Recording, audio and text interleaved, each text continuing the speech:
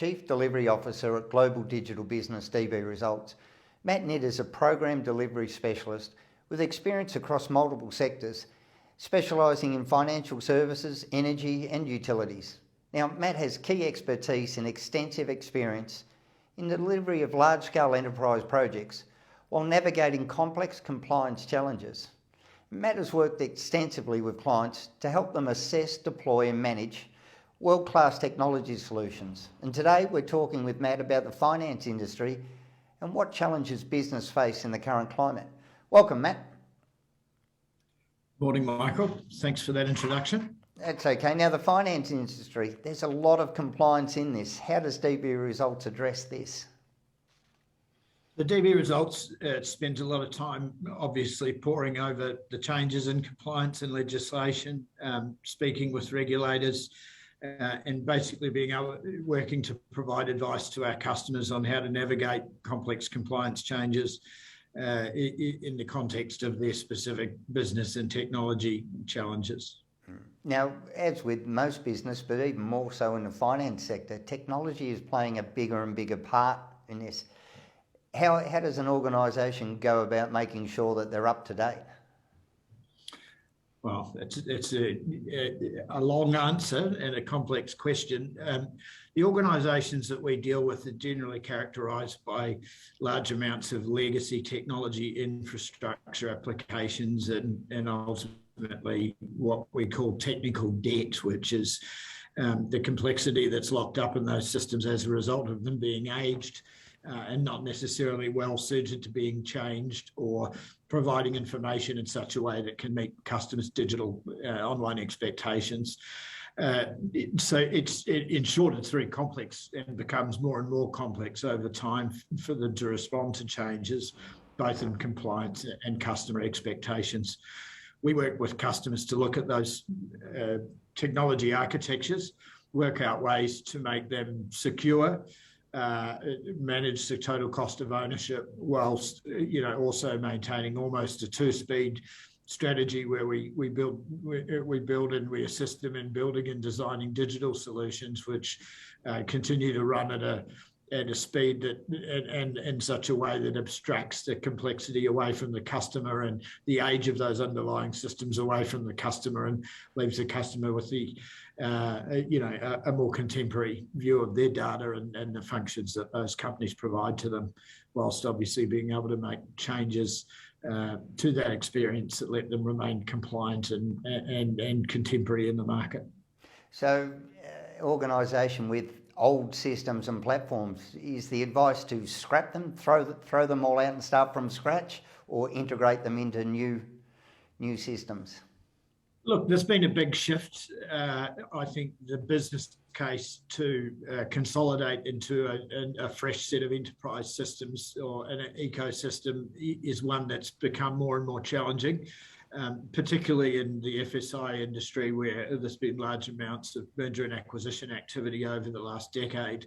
The goalposts keep moving because you're acquiring other customers with aging infrastructure and applications as well. So having a business case to collapse 200, 300, 400 applications onto an ecosystem of 25 target ones, it just doesn't stand up with the time taken to do that sort of a consolidation. So what we're now seeing and what we're advising our customers on is, as much as possible, modernise the legacy applications and keep those assets secure and able to serve data, and then where you've got strategic products on those, move a subset of those to a more contemporary set of applications. So we're seeing people sweat assets for longer as long as they can move those into the cloud and secure them and reduce the cost of ownership, and then move a subset of the products and services and processes onto a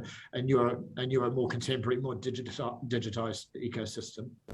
Now, cybersecurity is another big cost, or at least cost of doing business now for organisations. How does DB Results play into that?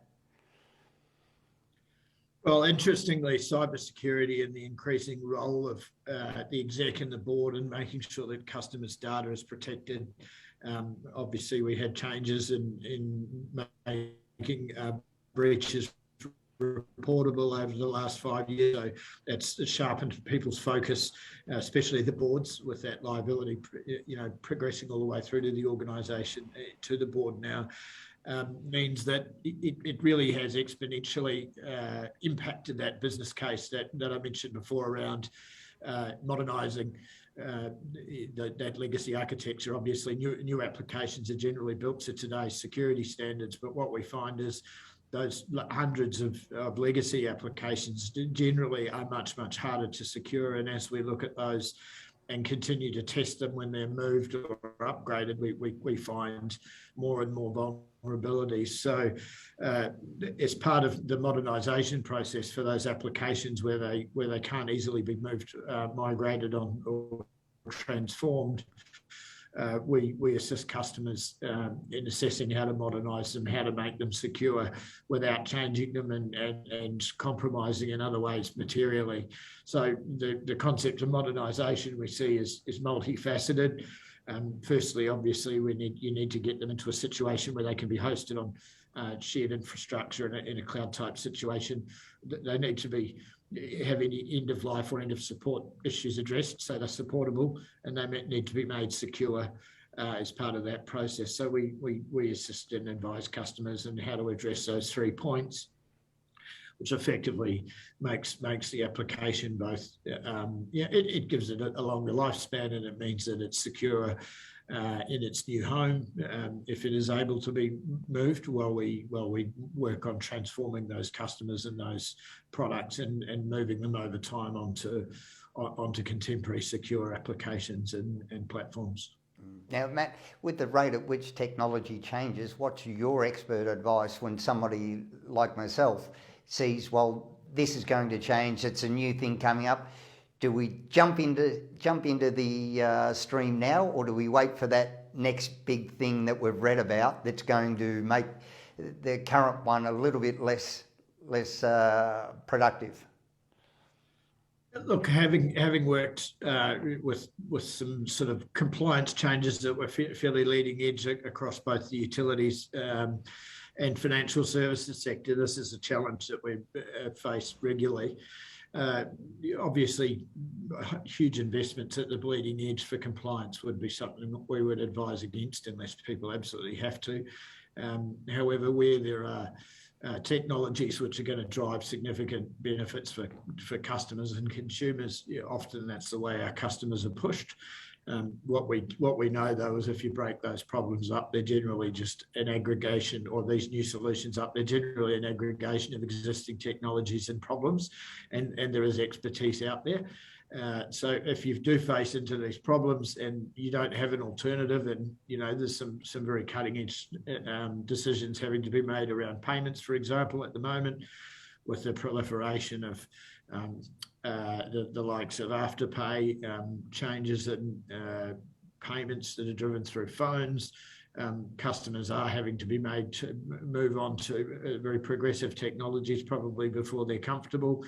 The key is not to go out on a limb too far with anything that's very, very new to market.